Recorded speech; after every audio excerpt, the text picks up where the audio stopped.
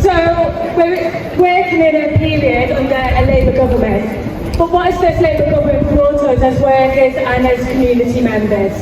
They brought a tax on disabled people.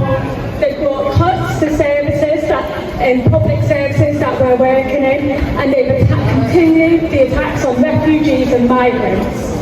And more recently, they've put these massive attacks on the LGBT plus community, in particular trans women and trans men. And as someone from Unison, I will say trans women are women and trans men are men, and no law will ever stop me from saying that. But we need to address this. I don't care if we've been waiting apparently for a Labour government, and I know that my branch do not care about this. What we care about is the fact that we cannot get an effective pay rise. We cannot get effective funding to services within local government. I'm a social worker and I work with disabled children, and I am continually being asked to cut services and cut packages of support.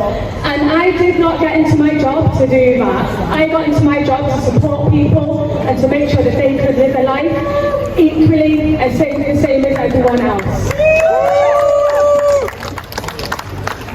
We live in a society where it is now acceptable to be racist, to be transphobic, to be homophobic, and to attack the most vulnerable of society.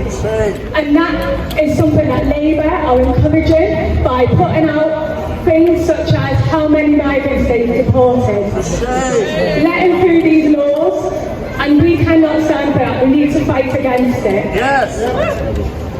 As trade unionists, if your trade union is affiliated to Labour, we need to be challenging Labour through all of our Labour links and whatever else. But actually, we need to be questioned, should we be affiliated to Labour if they continue the attacks on our workers? And that is a serious conversation that we need to have within our trade unions. At the moment, Cardiff Council branch, Unison branch, are fighting for migrant workers, because we live in a society where it is apparently acceptable to treat our migrant workers as a second-class workforce. They are continually being threatened with their visas if they voice any of their worries around health and safety, if they voice around pay, around working conditions. They are then threatened with deportation. And as a union, we are leading on this, and we will stand next to our migrant workers every step of the way. And we are fighting for a change in that visa process.